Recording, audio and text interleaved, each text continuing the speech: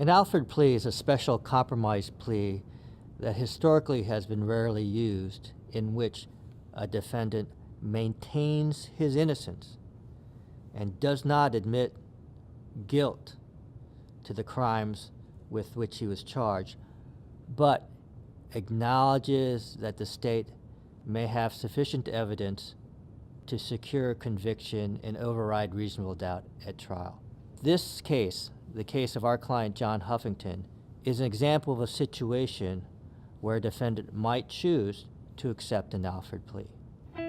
John was unfortunately convicted of a double murder in two trials in 1981 and 83, and put on death row until the state of Maryland overturned the death penalty. Then the appeals process occurred, and in 2011, we at Ropes and Gray, not me personally, but our predecessors, filed a motion for a petition for writ of actual innocence based upon newly discovered DNA evidence, which showed that the hairs that had linked him to the crime scene were conclusively not his hair. So the judge overturned that, set the matter for a new trial, and since 2013, John, with the help of his legal team at Ropes and Gray, has been fighting to clear his name. But recently, the prosecution has offered the Alford plea, which is a way to resolve this matter by which John gets to go free and is guaranteed never spending one additional second behind bars. If you're a prosecutor, again, as I said, an Alford plea is rarely offered, but it is usually offered in those cases in which the prosecution acknowledges that there are serious problems with the case and the prosecution of the defendant. And when the Alford plea was offered, John faced a very difficult and painful decision. How do you balance guaranteeing that you'll be free of a system that ensnared you for over 36 years with your passion and mission to prove your innocence? At the time, he was engaged in what he's doing now, a life of public service, as a director of workforce development for the Living Classrooms Foundation, as a spokesperson for individuals who had been incarcerated but are now re-entering society. So he was faced with a hard decision as to whether or not to proceed in his mission to vindicate himself and proclaim his innocence, or to make peace with himself and to essentially get on with his life. In the end, it's John's work for the community and a life that he has established that led him to accept the Alford plea. Over the last 30 years, Ropes and Gray has been truly honored and privileged to fight alongside John in his quest for justice. We've been continually inspired by his commitment to public service, by his dedication, and by his compassion. As he embarks on this new chapter of life, we wish him all the best. And we can truly say that the world is a better place with John Huffington as a free man in it.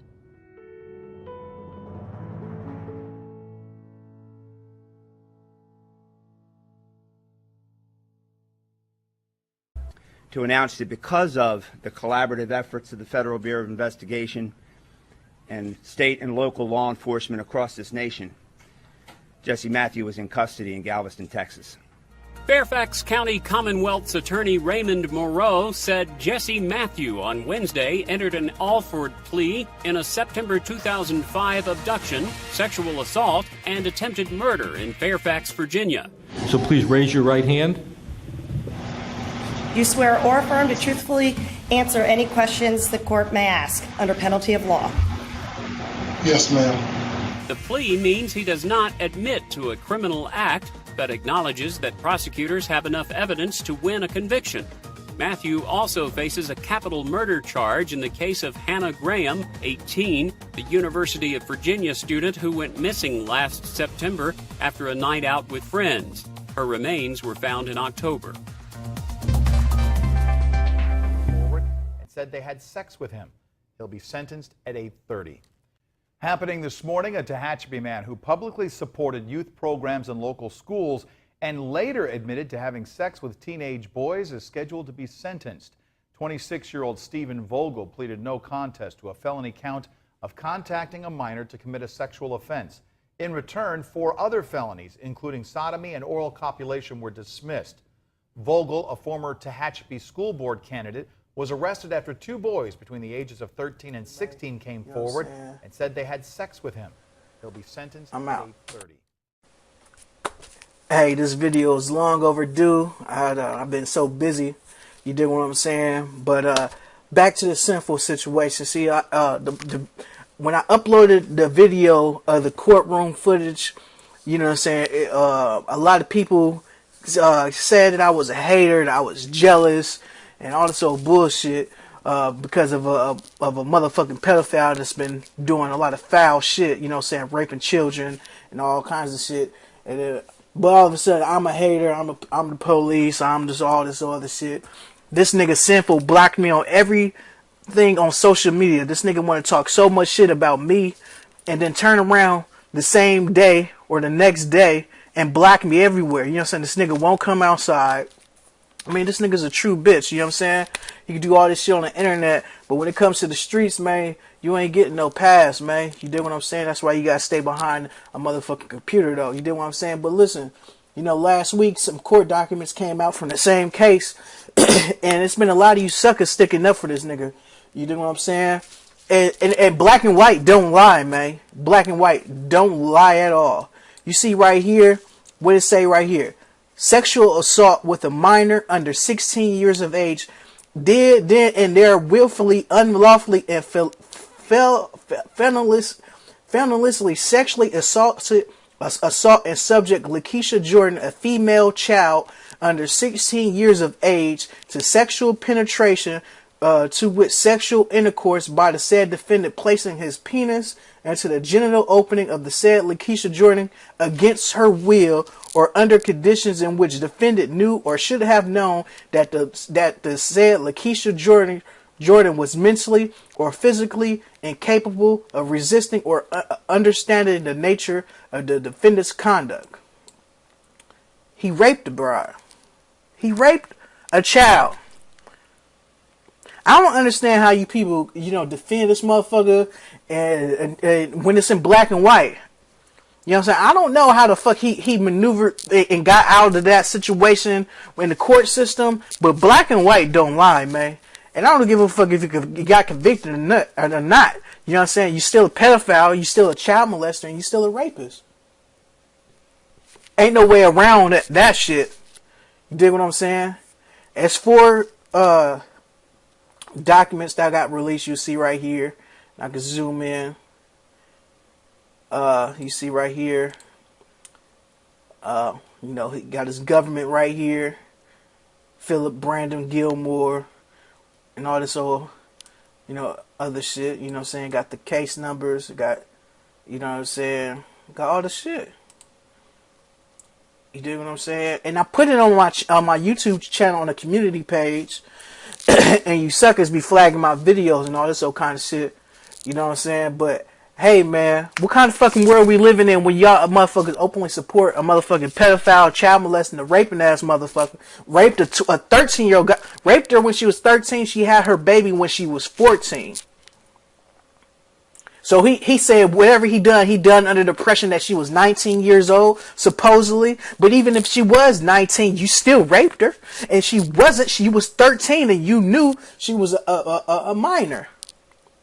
And then look, peep what the fuck is going on. This nigga Freeze, he did a video talking about how they got connections on fake IDs and some more shit all in LA. And then there's allegations on the internet that Sinful allegedly got the bribe from Freeze before Sinful had her. You know what I'm saying? I mean, it's just a lot of weird shit going on, man. Like, that's why I don't fuck with you internet niggas, man. You know what I'm saying? It's a lot of shit was going on, man. I done seen, I uploaded a video of an individual, Fly Clyde, when he released a audio recording of Freeze talking in regards to the underage girl, and saying he didn't know that the girl was underage.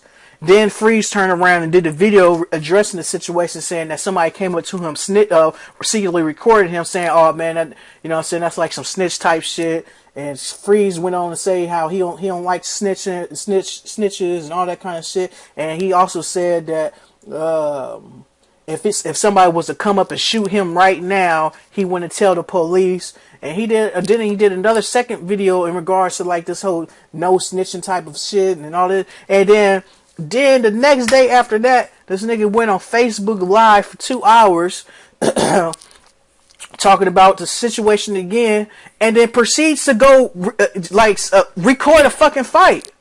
You do all this no snitching campaign just to go record a fucking fight? Nigga, use a snitch. Like, you doing snitch type activities that, like, you just contradicting yourself. You feel me? Like, I don't get that. Like I said, like, I definitely lose all respect for a motherfucker, man. Like, how you talk all this no snitching shit, and then you go record a fight or a attempted fight? You know what I'm saying? I look at it for what it is, man. It's, you know what I'm saying? I could just put two to two together. Come on, man. That shit don't make no fucking sense. But looks, man, like right here, you know what I'm saying? You know, and then you want to, how you gonna fight a battle of a pedophile, man? I don't understand, man. You know what I'm saying? Like, come on, bro. You know what I'm saying? Black and white. You know what I'm saying? Right is right, wrong is wrong. See it for yourself, man. Come on, man. Come on now. The defendant placed his penis into the genital opening of Lakeisha Jordan against her will, or under conditions which the defendant should have known that Lakeisha Jordan was mentally or physically incapable of resisting. You raped her, man. You raped her. This nigga y'all supporting, you know what I'm saying? And ain't nothing more to be said, you know what I'm saying, about the situation. I don't fuck with you suckers. You know what I'm saying? This situation has opened, you know what I'm saying, you know what I'm saying, the light onto many things, man. You know what I'm saying? A lot of you suckers, man, you know, y'all play both sides of the field, you know what I'm saying? And y'all in cahoots with each other, and y'all secretly support motherfuckers in private, you know what I'm saying? And I don't fuck with none of you motherfuckers, you know what I'm saying?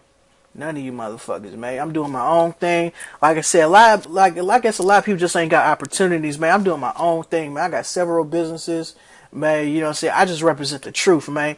You know, y'all see me on, you know what I'm saying, all across, you know what I'm saying, YouTube and out and about. I'm with celebrities, man. I've been working on putting myself in a great position, man. And you know what I'm saying? So I'm doing me to the fullest, man. You know what I'm saying? Y'all motherfuckers out here just doing whatever. You know what I'm saying? And bullshitting and doing all the foul shit, man. Man, you know, I don't want nothing to do with none of you motherfuckers, man. You know what I'm saying? I'm doing me. Y'all motherfuckers on some foul shit. Raping motherfuckers. And how, you know what I'm saying? Lord knows how many other victims you got. So it's going to be like a situation where that cat in what's that shit? In Ohio, the black dude who was kidnapping and raping all the crackheads out in that area, and he had, you know what I'm saying, was, you know, hiding them all in the house and dead bodies on the house. You know what I'm saying? This is like like, man, you know, Sinful was on the same lines, man. You know what I'm saying? So, hey, man, I'm not in convincing business. You know what I'm saying? This shit is what it is. It's in black and white. Motherfucker had a baby virus. They got DNA evidence. 1 out of 400 billion people, or 1 out of 400 billion chance or people, whatever the fuck that this kid is not. You think it's your kid? You know what I'm saying? You raped a minor. You got a baby by her, and man, this is some true sucker shit, man. You know what I'm saying? So, hey, man, call it what you want. I ain't never been no sucker. I ain't never been no bitch, man. If you supporting this type of shit, you's a sucker and you is a bitch, man. For real. And ain't nobody gonna check me about it. Period, man. And if you want to holler at me, 310-401-4384, man. I don't hide from nobody. You dig what I'm saying? I'm in the San Francisco Bay Area, man. Holler at me. The one and only Filmo Composure, man. You know what I'm saying? I'm out. Would you please state your name and your NDOC number for the board? My name is Philip Gilmore, and 103-6381. Thank you, Mr. Gilmore. I'm hearing Representative Thomas, and beside me here is Commissioner Keeler. And we are the panel designated to consider you for parole in reference to criminal case number 244542, wherein you were convicted of pandering and living from earnings of prostitute. In reference to the pandering charge, you were sentenced to 18 months to 48 months confinement. Your parole eligibility date is March 14, 2009, and your projected expiration date is July 9, 2010. You have a consecutive sentence pending, which is 12 to 32 months, and that's for the living from earnings of prostitute. Is that your understanding of the dates and the charges? Yes, ma'am. Okay. And you understand that if you were granted parole, it would just be to your consecutive sentence and not to the streets? Yes, ma'am. Okay. Would you please look at the screen and tell us whether or not that is your name attached to that notice of hearing form? My vision is not as clear as it's supposed to be. You said above? You see a form there on the screen? Yes, I see it. I see Philip Gilmore. Okay. Yes, ma'am. Is that your signature attached? Yes, ma'am. Oh, okay, then thank you. For the record, the notice of this meeting and advisement of rights was properly executed and will therefore continue with this hearing. What we're doing, Mr. Gilmore, is we're trying to determine whether or not you are a good candidate to be paroled to your consecutive sentence. And in doing so, we need to find out some information about you, and such information as, why you committed the incident offense, what your feelings are in reference to that offense. We'll ask you about your prior criminal history, if there is any, and we'll be asking about what you've been doing since you've been in prison.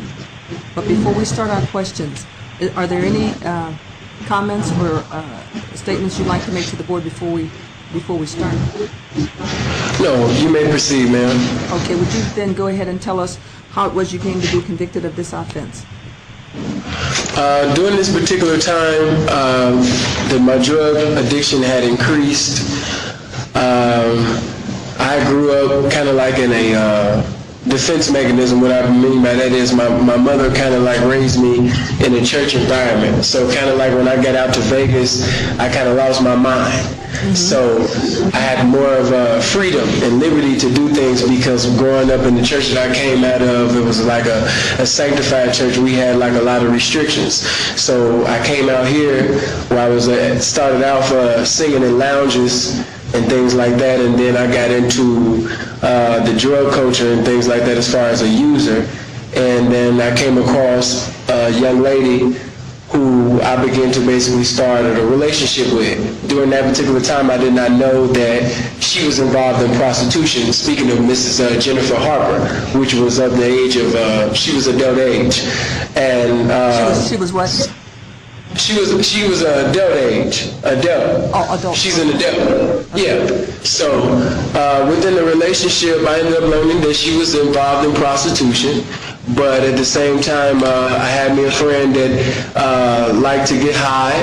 And also, by me being a young man at that time, I was indulging in fornication and just having fun, as I thought what fun was, my small definition of what fun was.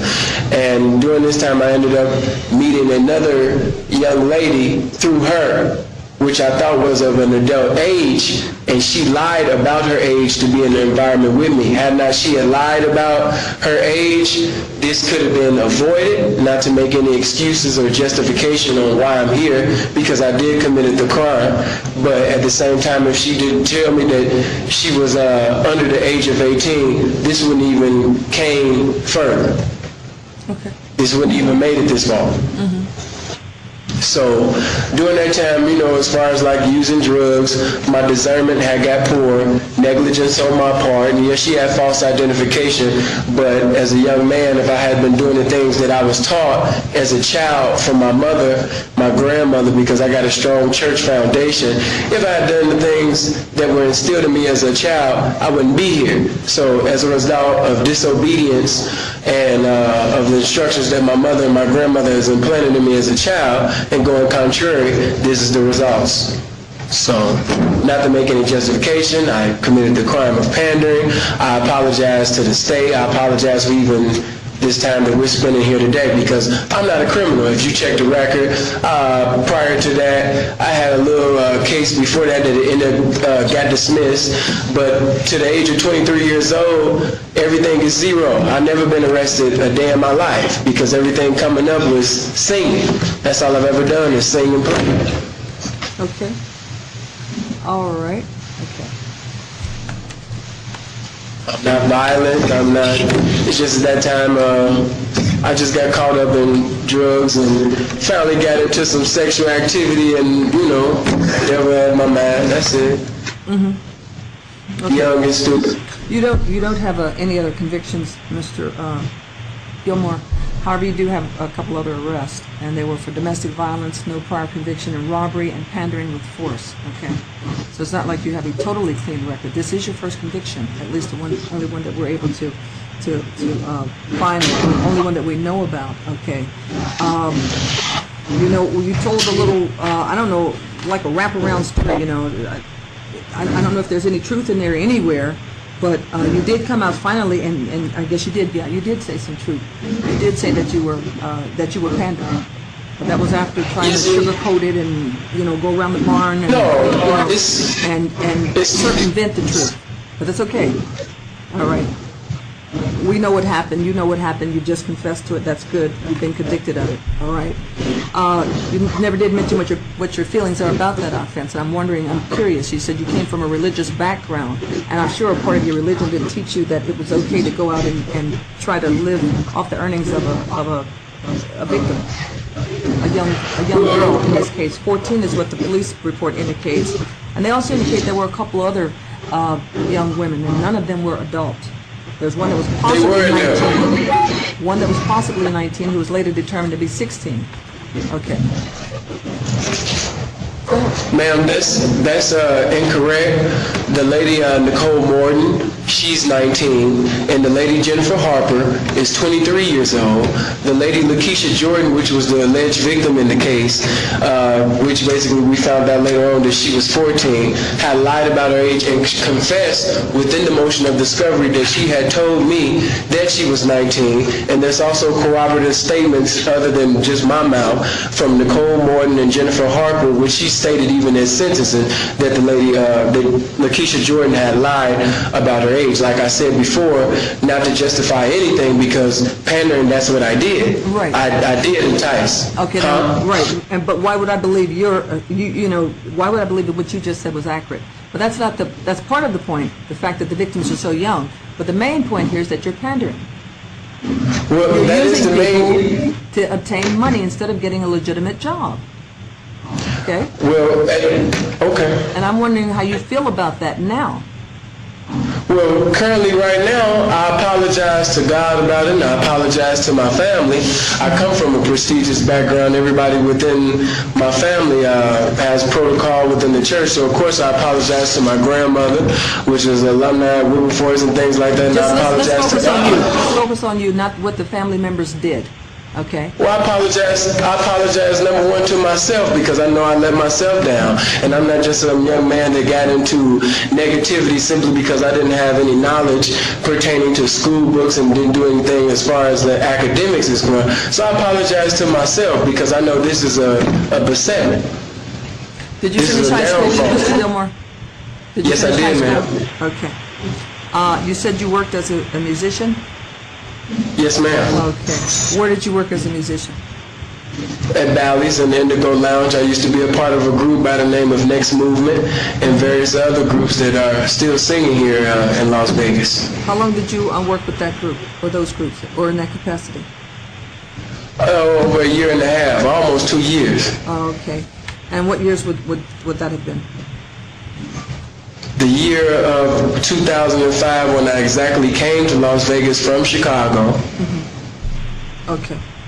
All right. You also worked as a telemarketer for about 2 years? CCA, which is now closed, Capital Credit Alliance that was on Sahara and Maryland Parkway, ma'am. Okay. And indicates here in your PSI that you drink every day. Do you have a problem with alcohol, or is that social drinking, or what? How would you describe it? That was social drinking, ma'am. That was every now and then thing as far as the drinking is concerned. I wasn't an alcoholic like that. It wasn't a daily use. Okay. You indicated that you were under the influence at the time of this offense? Yeah, during that time, yes, I was. Not to make any justifications, but yes, I was. What were you under the influence of? Cocaine. Okay. Codeine. Have you obtained any treatment, programming, or counseling for that problem? Other than the Word of God, ma'am, no. I haven't been able to receive any class because during that time I was in protective custody, which they did not allow me to go to classes. If I were allowed to go in the county, I would have went. But other than that, going to Bible study and studying the Word of God, no. There hasn't been any other classes that I could have took. Okay. Have you been able to take any classes or any programming since you've been confined here in prison? No, ma'am. Okay, nothing. No, ma'am. And how long have you been there? You've just been there a few months, right? What, in here, as far as the desert, I've been here since June 9th, ma'am. Okay. The 9th of June. 2009? Yes, ma'am. Okay, you have a problem with gambling? Not really.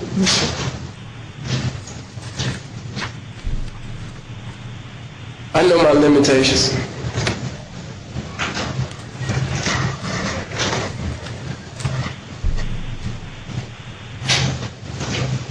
You have a daughter? Yes, ma'am. And how old is she? Currently, right now, she's 1 year old. She's about to make 2 on the 6th of December. I got arrested on the 17th of April, so she was approximately 4 months and some change when I got arrested.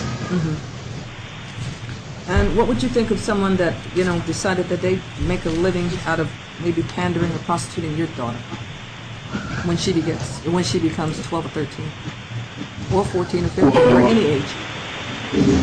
Well, number one, now that I'm back to my sense, I'm back to my conscience, I would instill the Word of God and educate my daughter to the fullest.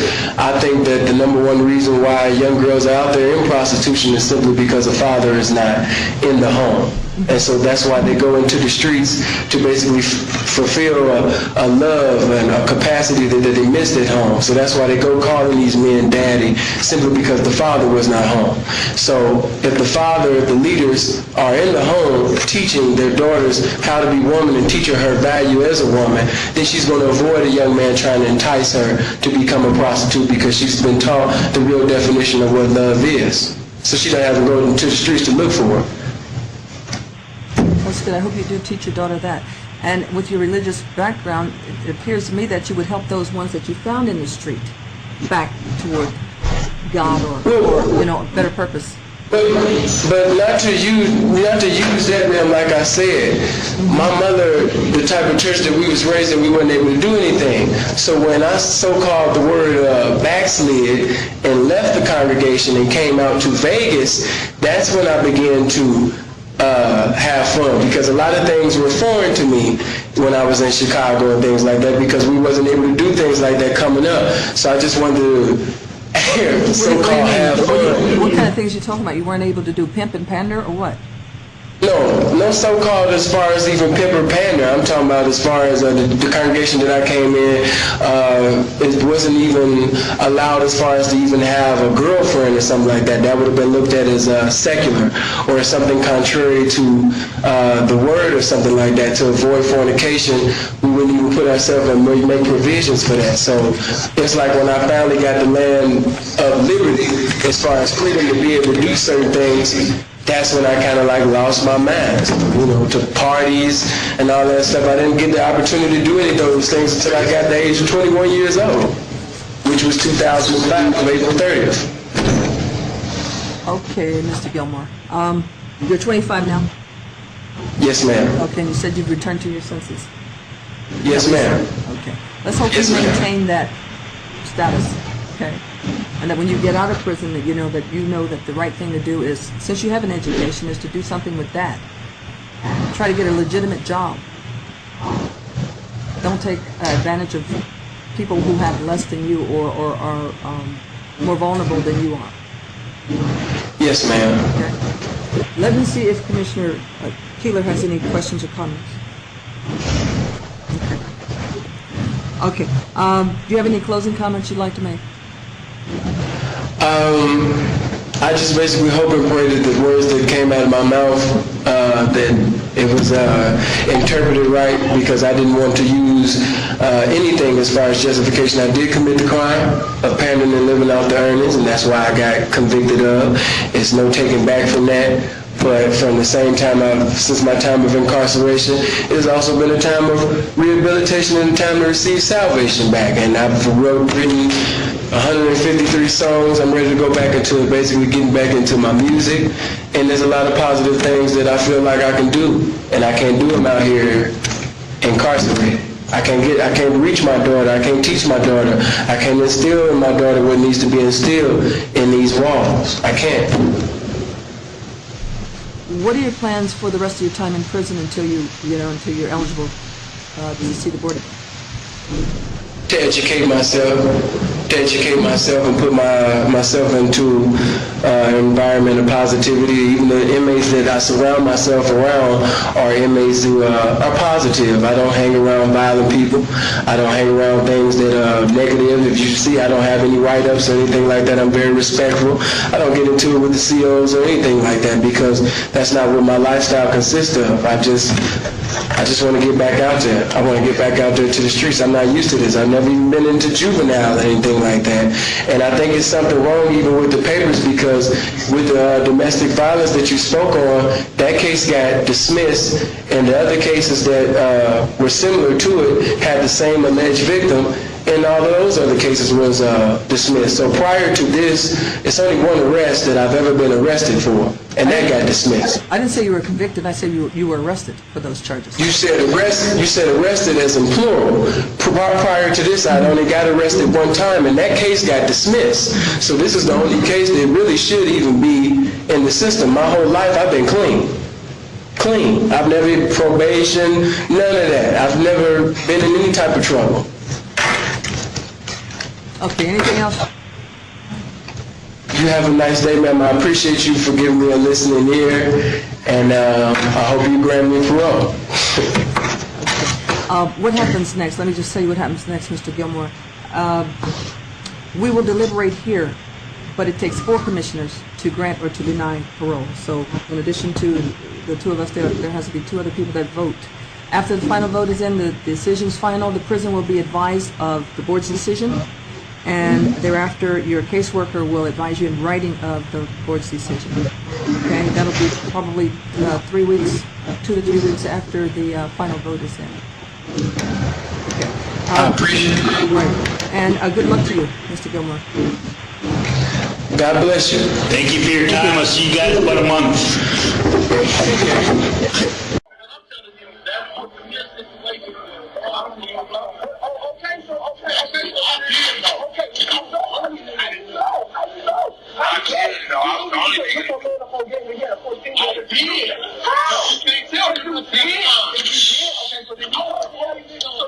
I ain't tell him nothing at that time. You did know that he had a 14-year-old minor, nigga. You niggas are Guilty, yo, pedophile ass, homosexual ass motherfuckers.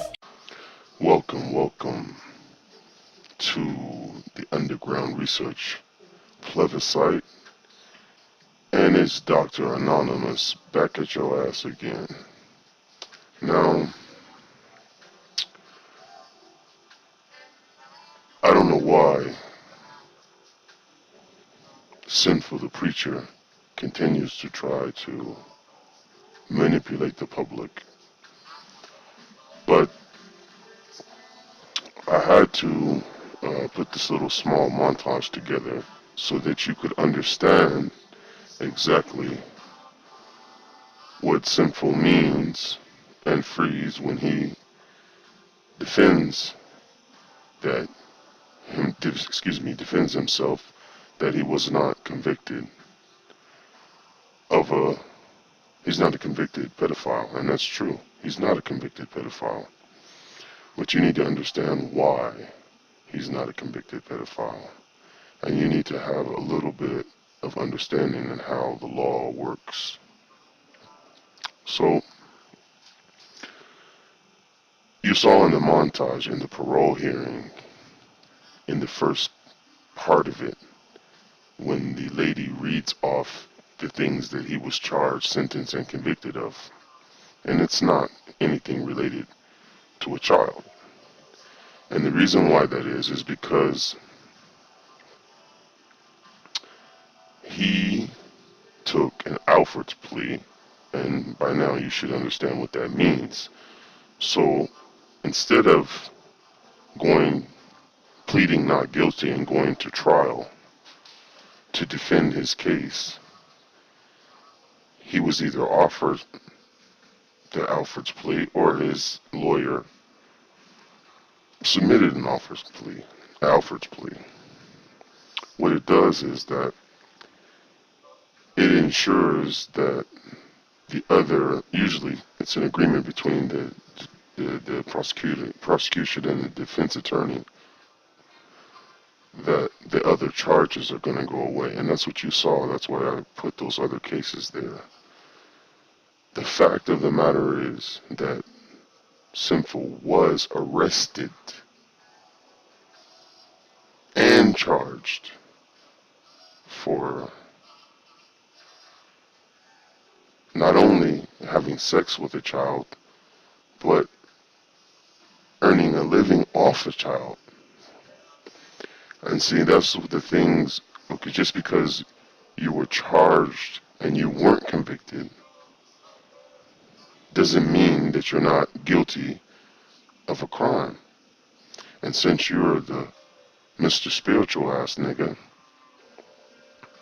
we're gonna put you to a higher standard, okay?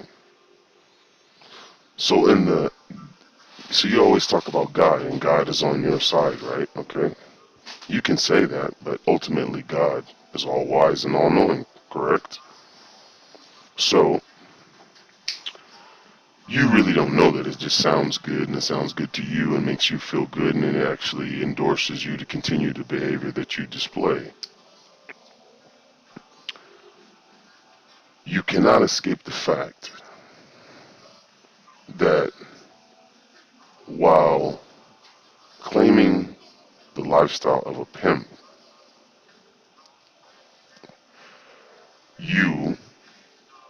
according to you, you were deceived. You failed to identify what a 13-year-old mind and body, and since you're spiritual, and spirit, what's a 13-year-old spirit like? You're in Las Vegas. Big things to do in Las Vegas, especially if you're a pimp managing hoes. What could this young mind do for you? See, I'm not going to go there now. Let's deal with this. You can't escape the fact that you impregnated her, which means that your pimp skills are very minimal, because, I mean, how much money had you gained from her at that time? And it's not even about money. How come you how come you put your male organ inside of her without investigation, without going to the clinic, without doing anything that people who operate in that lifestyle do? Now, in your parole hearing, you say that that was because you were intoxicated on drugs, under the influence of different drugs and alcohol. On YouTube, you say that was just game. That's a lie. So I want to ask you this. Why would you say that on YouTube when, well, I'm not going to give you that piece of game, but I just want to know, why would you say that you lied in the parole hearing on YouTube for everyone to see it? I guess that's the same reason why you put your money on YouTube. Yeah, I guess that's the same reason why you film yourself on the track as well. As I've always contended, this isn't about pimping. This is about Sinful. He's just using the pimp wave to catch your attention. That's all he's doing. And none of the pimps that he has on his show know him for pimping. They just somehow got in contact with him. And when those guys really sit back and think about how they came to know Sinful, they can probably start looking in the right direction. You see,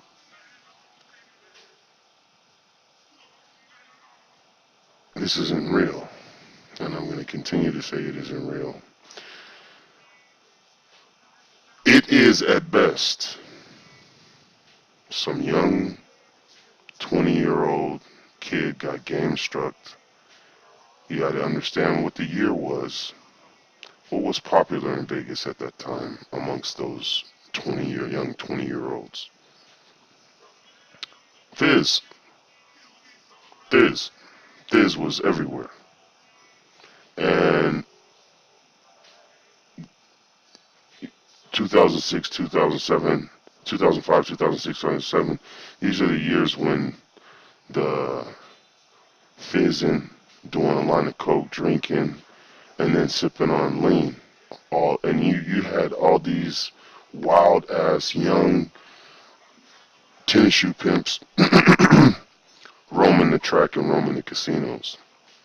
As a result, if you look at the years between 2003 and about 2008, look at how many people lost their lives in Las Vegas due to perpetrating a lifestyle that they didn't belong in the first place.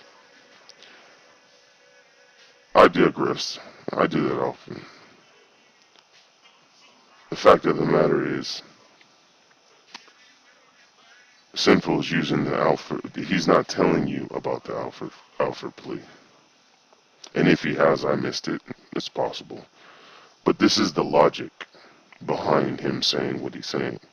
But the fact remains the fact. You failed at being a man.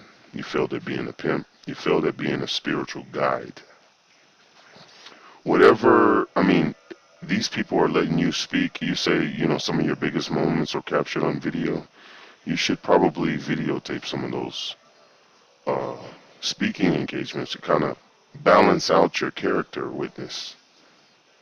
Because, man, you've done yourself a disservice legally.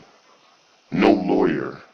That just tells me you don't have one. And plus, just 3 years ago, just how you handled yourself with the police and this young lady that was know where you live and lay your head, just shows me you. I mean, I know hustlers that ain't even pimps that don't let broads that know where they live. But Sinful to P, the master mouthpiece, whatever the fuck you be saying. You seem to be the most self-grandizing dumb nigga on the YouTube. I don't know what to say, man. It's sad, but I could tell that you you are a person who has gotten some pieces of the game through conversation, which you have admitted on your show, by the way, indirectly. Because the more you talk, you tell on yourself.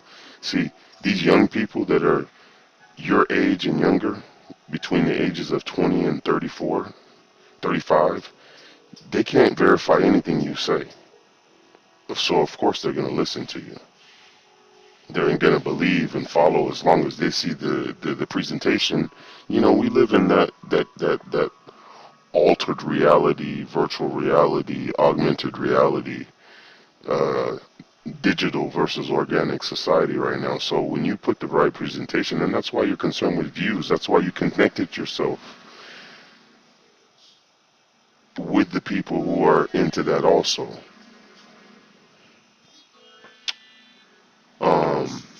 Your criteria for Johnny Cash dealing with Kiko. Now Kiko, I understand.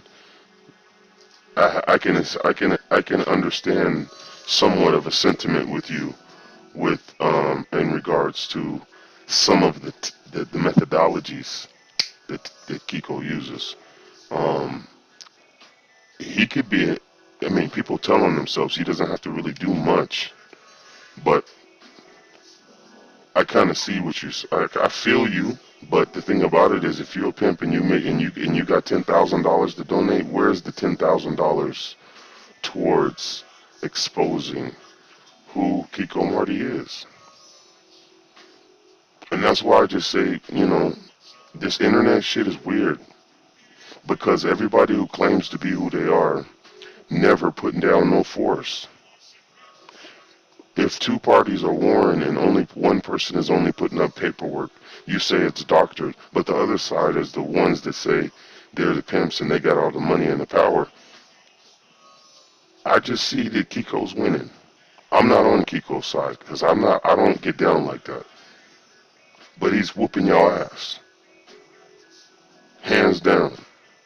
And for any street nigga to get his ass whooped like this, it's embarrassing for you to even go online and go live and take donations and all that shit, because, but then again, that is the evidence that this is some real candy-coated, commercialized, you know, bullshit, you know, and you know, this generation of kids, these young people, they'll go for that shit, but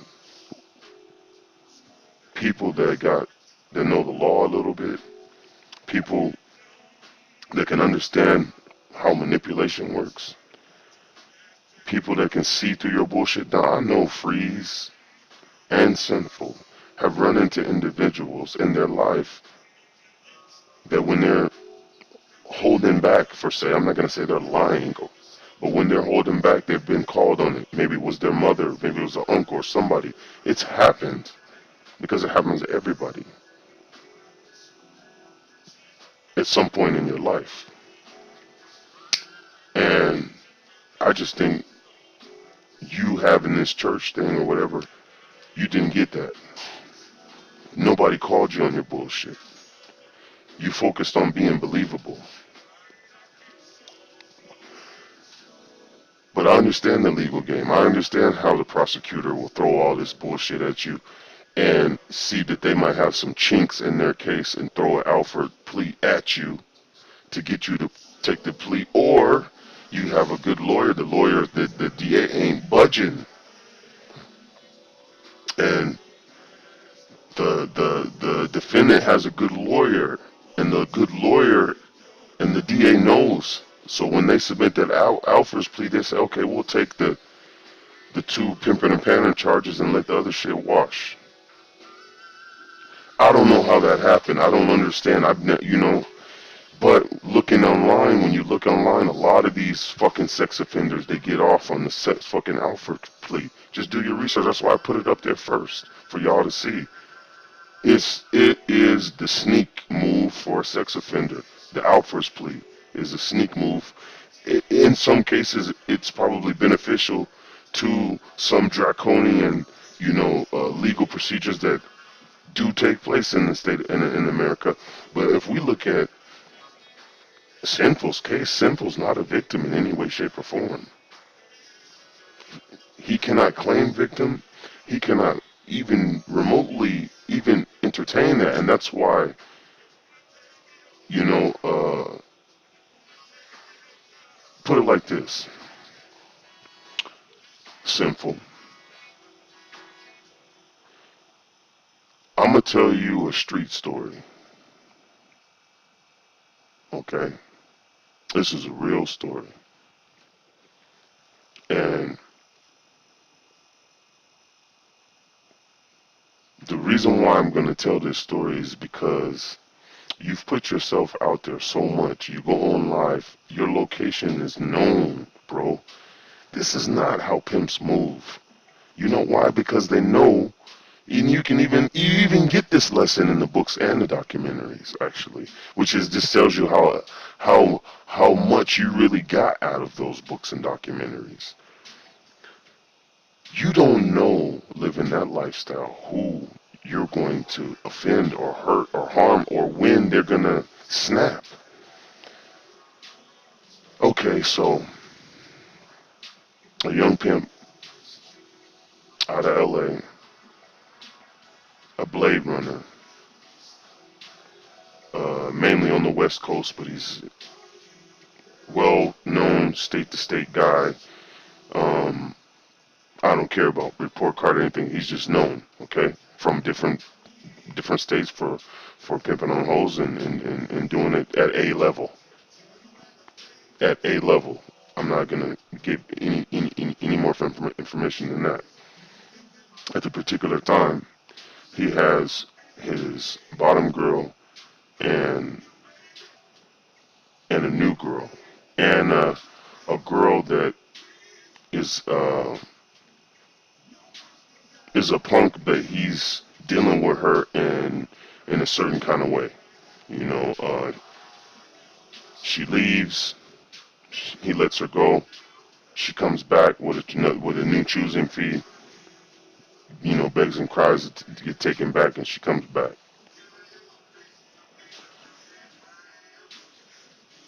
Let's move the story. Let's speed up, because I don't want people, because people that know the streets are going to know this story. So I'm going to speed up. Long story short, the three bitches are in the back seat.